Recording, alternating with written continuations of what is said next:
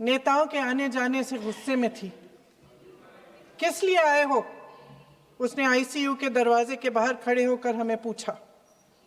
हमारे सामने कांपते हुए हाथ जोड़े कहने लगी कि धन्यवाद, आप आए हैं, ठीक है, मगर मुझे किसी से नहीं मिलना, मुझे किसी से बात नहीं करनी।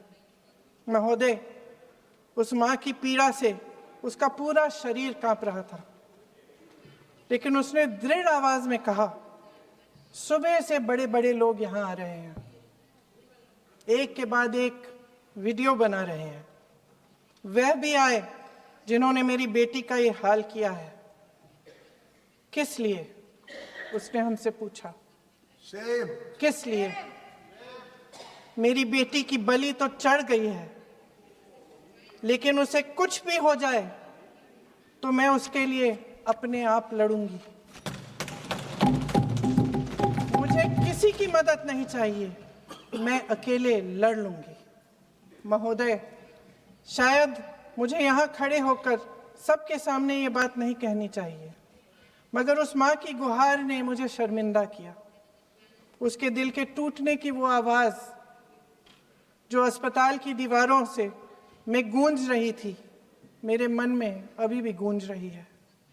इसलिए उस माँ की इजाज़त लिए बिना मैं आपके द्वारा आदरणीय प्रधानमंत्री महोदय जी और आदरणीय गृह मंत्री महोदय जी से पूछना चाहती हूँ कि क्या ज़रूरत थी एक मासूम बच्ची पर इस तरह दमन करने की?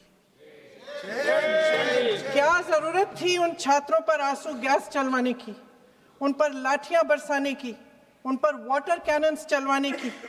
क्या ज़रूरत थी उन नौजवान लड़कियों को जलील करते हुए उनके कपड़े फाड़ने की, उनको बेरहमी से गंदी तरह पिटवाने की? देश के युवाओं पर पैलेट गन्स और AK-47 चलवाने की क्या आवश्यकता थी? क्या वे आतंकवादी थे? क्या आतंकवादी हैं? टेररिस्ट हैं? हाँ, कांग्रेस बोल रही है। हाँ, कांग्रेस बोल रही है। जवाब दीजिए, जवाब दीजिए। कांग्रेस बोल रही है, जवाब मांग रही है, जवाब दीजिए।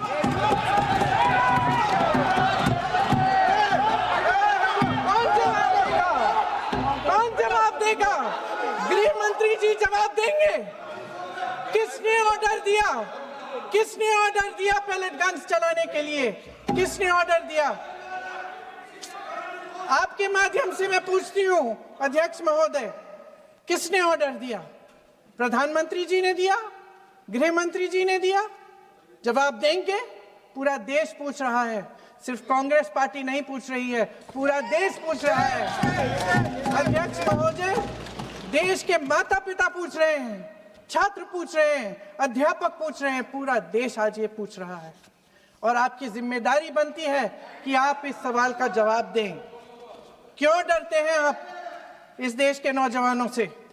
क्यों डरते हैं आप इस देश की बुलंद आवाज से? और उस आवाज को दबाने का हक आपको किसने दिया है? महोदय, ये सदन यहाँ बैठे हुए सांसदों की जागीर नहीं है, ये इस देश की अमानत है। यहाँ बैठे हम सब इस देश की जनता, इस देश के युवाओं, बुजुर्गों, गरीबों, अमीरों और सब धर्मों, सब वर्गों के देशवासियों के सेवक हैं। हम उनके प्रतिनिधि हैं और ये सत्ता हमें उन्होंने ही दी है। इस देश का संविधान हमारी सर आंखों पे, इस देश का लोकतंत्र सर्वोपरि है, इसे ध्वस्त करना पाप है।